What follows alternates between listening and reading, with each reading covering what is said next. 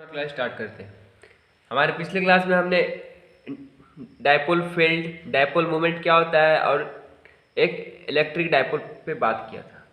उसके बाद का हमारा टॉपिक है field intensity at a point due to. Electric dipole की वजह से field intensity, electric field intensity निकालना है। तो इस पे हम लोग को तीन एक्सप्रेशन फाइंड करना होगा। जिसमें पहला एक्सप्रेशन होगा एक्सियल पे कितना बनाता है, ऑन एक्सियल लाइन पे, ऑन एक्सियल लाइन पे कितना बनाता है। दूसरा on perpendicular bisector, perpendicular bisector पे कितना बनाता है, इसको बोल सकते हैं। या फिर इक्विटेरियल, इक्विटोरियल, इक्विटोरियल लाइन पे कितना बनाता है, इसको हम लोग बोल सकते हैं। और हमारा लास्ट टॉपिक होगा इसमें एट एनीवेयर, एट एनीवेयर पे कितना बनता है electric field intensity, at anywhere. ये तीन एक्सप्रेशन हम लोग को पढ़ना है। तो चलिए आज स्टार्ट करते हैं। हमारा एक्सियल लाइन पे कितना बनाता है, ऑन एक्सियल लाइन, हेडिंग डाल लीजिए ऑन एक्सियल लाइन। बनाते हुए चलिएगा, बहुत ही सिंपल सा टॉपिक है। इसका फिगर क्या होगा पहले हम लोग को वो समझना पड़ेगा। तो हम लोग यहाँ पे पढ़े थे जो इलेक्ट्रिक डायपोल पे, तो डायपोल फील्ड के वजह से कुछ इस प्रकार का डायपोल फील्ड बनता था। यहाँ पे माइनस क्यू चार्ज होता था, यहाँ पे प्लस क्यू चार्ज हो रहा था। यहाँ पे ओरिजिन ओ माने थे, जिसका डिस्टेंस यहाँ पे माने थे ए और इसका डिस्टेंस भी माने थे ए। यहाँ तक क्लियर है। तो अब मान लेते हैं यहाँ पे पॉइंट चार्ज है, यहाँ पे पॉइंट चार्ज है, यहाँ पे क्या है पॉइंट चार्ज, यहाँ पे मान लेते हैं इन्फिनिटी पे पॉइंट चार्ज रखा हुआ है, मान लेते हैं। और ये जो पॉइंट चार्ज रखा हुआ है उसका डिस्टेंस ओरिजिन से आर पे रखा हुआ है, मान लेते हैं इसका डिस्टेंस क्या है आर, इसका डिस्टेंस क्या है आर। तो अब बात करते हैं कि तो ये जब माइनस क्यू इस पॉइंट चार्ज पे अगर फोर्स लगाता है तो इसका इलेक्ट्रिक फील्ड इंटेंसिटी क्या बनेगा, इस साइड में। इसको नाम दे दीजिए E1। अगर ये पॉजिटिव चार्ज पे फोर्स लगाएगा तो इसका इलेक्ट्रिक फील्ड इंटेंसिटी कहाँ बनेगा, डायरेक्शन चेंज हो जाएगा। इसका नाम दे दीजिए E2। यही था फिगर। अब इस पे हम लोग को सॉल्व करना पड़ेगा। इसमें जो अब इतना करने के बाद क्या लिखे, यहाँ पे जो डायपोल फील्ड हम लोग बनाए, यहाँ पे दो चार्ज लिए, एक माइनस क्यू चार्ज एक प्लस क्यू चार्ज, इसका ओरिजिन दे दिए ओ, जिसका कि एक डिस्टेंस यहाँ पे ए है, यहाँ का और यहाँ ओरिजिन से पॉइंट चार्ज का डिस्टेंस क्या है आर है। तो अगर जब माइनस क्यू चार्ज था जो इसमें किस में लगा रहा, इसमें पॉइंट चार्ज पे अगर फोर्स लगा तो कितना इलेक्ट्रिक फील्ड बना, E1 इलेक्ट्रिक फील्ड बना है। अगर प्लस क्यू चार्ज इस पे जब फोर्स लगा तो कितना इलेक्ट्रिक फील्ड बनेगा, तो E2 बनेगा। तो इतना करने के बाद क्या होगा, तो उम्मीद करते हैं यहां तक समझ में आया होगा। तो अब इसके बाद क्या करना है, इसके बाद इसके बारे में कुछ लिखना है। जो यहाँ पे हम लोग फिगर बनाए बस उसी को एक्सप्लेन करना है। तो क्या लिखेंगे यहाँ पे, let P is a point. ये अगर एग्जाम में पूछेगा 3 मार्क्स लिए पूछ देगा, तीनों में से एक एक्सप्रेशन कंफर्म रहता है। Let P is a point on axial line, on axial line at r distance from the center of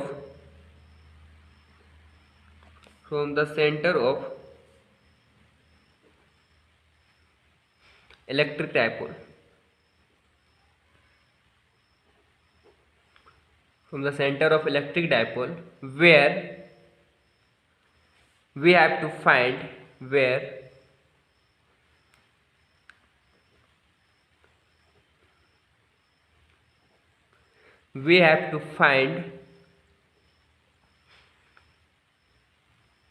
electric field intensity, electric field intensity बनाते हुए आप लोग हमारे साथ में ही चलेंगे। Due to electric dipole,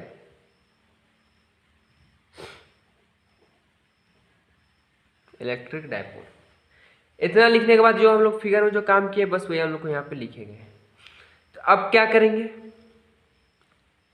late E1, ये हमारा E1 था, अब इसके बाद इसके वजह से निकालते हैं। तो E1 क्या है, इलेक्ट्रिक फील्ड इंटेंसिटी है। E1 क्या है, electric field intensity, electric field intensity at point P due to किसके वजह से है, minus Q charge, minus Q charge की वजह से है। तो इतना लिखने के बाद क्या होगा, अब चलिए देखते हैं थोड़ा सा। तो यहाँ पे लिखेंगे E1 इक्वल टू के, E1 इलेक्ट्रिक फील्ड इंटेंसिटी का फॉर्मूला जो होता है 1/4 pi epsilon not,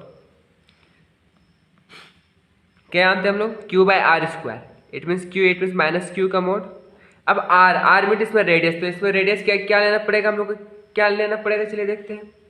minus Q से P का बात किया, तो यहाँ पे देखिए ओरिजिन से इसका डिस्टेंस क्या है R, और यहाँ पे एक्स्ट्रा में क्या है A, तो इसको हम लोग क्या लिख सकते हैं, R plus A।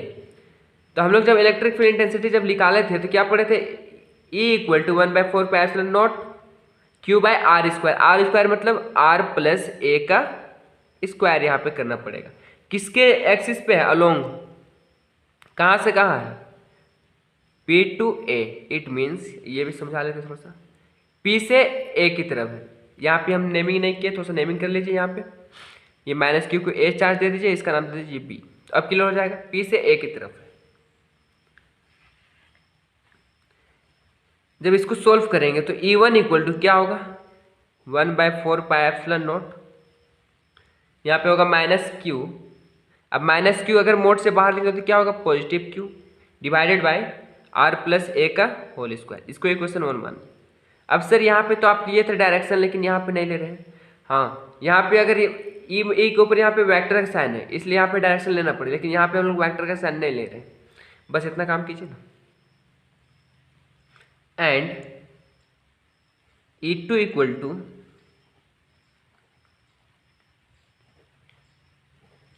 Electric field intensity at point P due to plus Q charge, due to plus Q charge. तो क्या होगा, E2 equal to 1/4 pi epsilon naught, plus Q charge लेना है।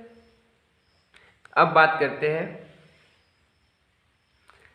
अब यहाँ पे बोला गया है कि ये प्लस क्यू चार्ज में यहाँ पे जो हमारा जो बन रहा है इलेक्ट्रिक फील्ड, तो इसका डिस्टेंस अब यहाँ तो प्लस क्यू चार्ज में बन गया, इसका डिस्टेंस क्या होगा, यहाँ पे देखिए ओरिजिन से यहाँ तक का डिस्टेंस है R, और यहाँ से डिस्टेंस है A। तो R में से A माइनस करेंगे तो ये वाला डिस्टेंस निकल जाएगा, तो वही करना पड़ेगा, divided by R minus A का होल स्क्वायर। किसके एक्सिस पे है, यहाँ पे लिख दीजिए अलोंग,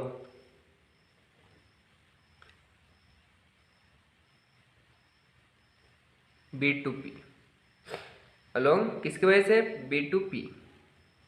अब इतना लिखने के बाद अब क्या करेंगे, E2 इक्वल टू क्या होगा, 1/4 pi epsilon naught Q by R minus A का होल स्क्वायर। यहाँ से वेक्टर का साइन हटा दिया तो यहाँ पे डायरेक्शन हट जाएगा, तो यहाँ पे एक इक्वेशन 2। अब इतना लिखने के बाद अब क्या करेंगे, टोटल कितना बन रहा है, इतना लिखने के बाद क्या लिखिएगा, नाउ। अब E इक्वल टू, अब टोटल फील्ड निकालें तो E equal to electric field intensity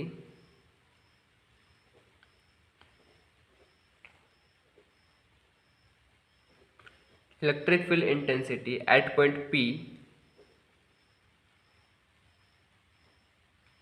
due to electric dipole. इसके वजह से कितना फील्ड बन रहा है, टोटल बात करें तो it means E equal to क्या होगा, E1 प्लस E2। क्या होगा, E1 equal to E1 plus E2। इतना करने के बाद अब क्या करेंगे? इतना करने के बाद अब क्या करेंगे? जब E1 का बात किए थे तो E1 का जब बात कर रहे थे तो यहाँ पे हम लोग को देखिए E1 का जब बात किए थे तो E1 कहाँ से कहाँ था? P to A। It means कि किधर जा रहा है? जो मान लेते हैं अगर ये हमारा एक्सिस है, यहाँ से P है, यहाँ पे ओरिजिन मान लेते हैं, यहाँ पे हमारा A, तो किधर जा रहा है? P to A। It means ये नेगेटिव डायरेक्शन की ओर जा रहा है। नेगेटिव डायरेक्शन की ओर जा रहा है तो इसलिए यहाँ पे हमको लिखना पड़ेगा इट E इक्वल टू,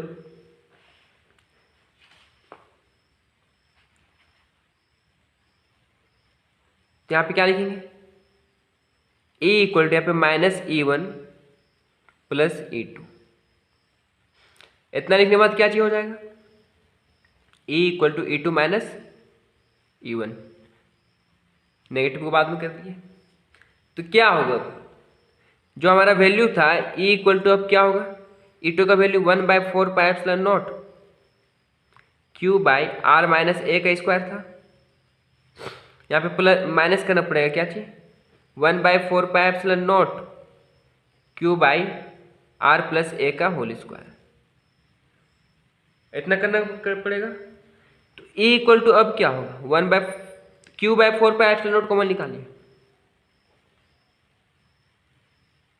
हम कॉमन निकाल लिए तो क्या बचा? A का square 1 minus R plus A का स्क्वायर, इतना बचा। अब सोल्व करते हैं, चलिए आगे। अब क्या होगा? दोनों का एलसीएम लेंगे तो क्या होगा? E equal to Q by 4 pi epsilon naught. अगर दोनों का एलसीएम लेते हैं हम लोग, R माइनस A का स्क्वायर R प्लस A का स्क्वायर, यहाँ तक क्लियर है। एलसीएम लेंगे तो क्या होगा? R प्लस A का स्क्वायर यहाँ पे मल्टीप्लाई होगा और यहाँ पे माइनस R माइनस A का स्क्वायर। बस अब इसको सॉल्व कर रहे हैं। Q/4 पाई एप्सिलॉन नॉट,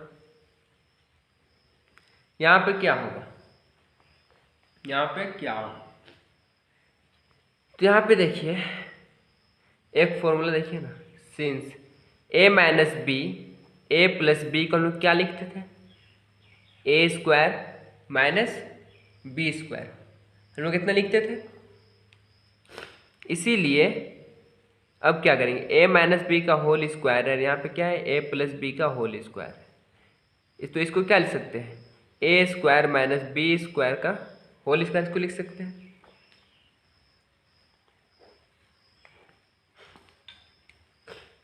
तो बस वही काम करेंगे यहाँ पे। तो क्या होगा? R square minus A square का होल स्क्वायर। ऊपर में जब सोल्व करेंगे इसको तो क्या होगा इसका वैल्यू? चलिए देखते हैं। A square plus 2 into A into B plus B square, यहाँ पे माइनस का साइन तो माइनस साइन देते हैं। यहाँ पे क्या होगा? A माइनस बी का whole square, A square minus 2 into A into B plus B square equal A का स्क्वायर। अब क्या होगा? A equal to Q by 4 pi epsilon naught. इतना लिखने के बाद R square minus A square का यहाँ पे होल स्क्वायर। क्लियर यहाँ तक? यहाँ पे देखते हैं R square plus 2 into R A plus A square minus R square minus minus plus 2RA minus plus minus A square. तो जो कैंसिल हो रहा है कैंसिल कर दे, तो R स्क्वायर से R square cancel, A square से A स्क्वायर कैंसिल। तो हमारे पास बचा है E equal to Q/4 pi epsilon naught. क्या बचा? 2RA 2RA क्या होगा? 4RA divided by R square minus A square का होल स्क्वायर। इतना करने के बाद क्या करेंगे? इतना करने के बाद क्या करेंगे चलिए देखते हैं। A equal to 1/4 pi epsilon naught, 1/4 pi epsilon naught के यहाँ से हम लोग Q का भी रिप्लेस कर रहे हैं तो क्या चीज हो जाएगा? इसको हम लोग क्या लिख सकते हैं? Q into 2A into 2R लिख सकते हैं। ये इससे मल्टीप्लाई करके क्या होगा, 2 इंटू 2 4 AR यहाँ पे आ गया, यहाँ पे Q है, तो यहाँ पे क्या लिख सकते हैं, Q into 2A into 2R। 2R कहाँ से लिखे, यहाँ से हम लोग उसको हटाए 2, यहाँ पे क्या लिख सकते हैं 2 इंटू, इसको हम लोग लिख सकते हैं ना 4R को क्या लिख सकते हैं 2 इंटू 2R लिख सकते हैं, तो बस वही काम किए हैं ना। यहाँ पे A था तो ये इसको कंबाइन कर दिया और इसको अलग कर दिया। बस इतना करने के बाद R square minus A square का होल स्क्वायर, तो A इक्वल टू क्या होगा 1/4 pi epsilon naught P into 2R by R square minus A square का होल स्क्वायर। तो एक फॉर्मूला आपको हम बताए थे, क्या बताए थे, P इक्वल टू क्या होता है Q into 2A, Q into 2A, तो Q इंटू 2A की जगह क्या लिखे, P लिखेंगे। इतना लिखने के बाद क्या करेंगे, ऐसा माना जाता है कि R जो है लार्जली ग्रेटर देन A है, इट मीन्स A से बहुत बड़ा है R, इसलिए neglecting the value of A, so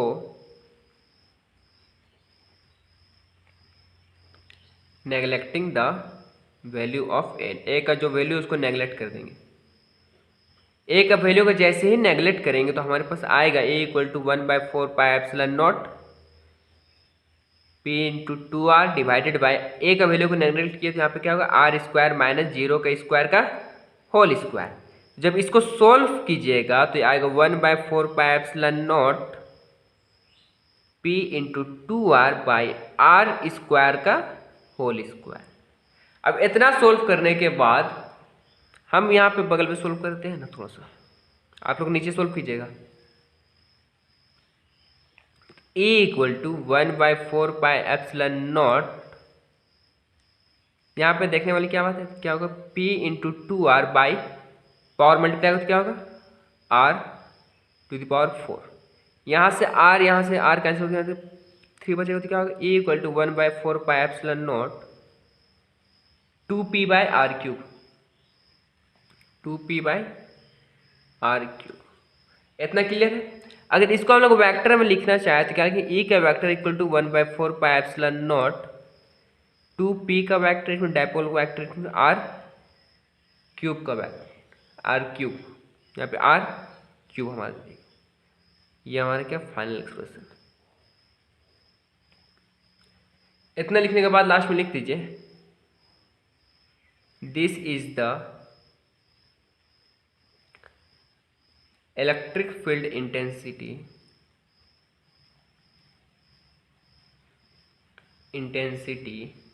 at point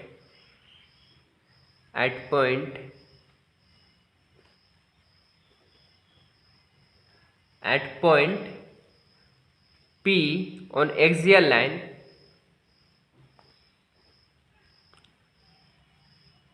due to electric dipole. एक बार तो हमारे साथ बना लिए होंगे, एक बार अपने से प्रैक्टिस कीजिए देख देख के, उसके बाद आपको पूरा कॉन्सेप्ट समझ में आ जाएगा कि क्या किए हैं हम फाइनली। और जैसे ही इसको कंप्लीट कीजिएगा आपका ये पूरा 3 मार्क्स का क्वेश्चन कंप्लीट होता है। इसके बाद में इक्वेटोरियल लाइन पे भी सेम काम करेंगे और उसके बाद हमारा इसमें एट एनीवेयर पे जैसे ही और 2 एक्सप्रेशन कंप्लीट कर लेंगे उसके बाद हमारा ये चैप्टर समाप्त हो जाएगा। उसके बाद एक लास्ट एक्सप्रेशन बचेगा, वो कंप्लीट करके हमारा ये चैप्टर समाप्त। फिर हम मूव करेंगे कैपेसिटेंस चैप्टर नंबर 2 पे। चलिए आज के लिए इतना ही रखते हैं, मिलते हैं हमारे नेक्स्ट क्लास में। धन्यवाद।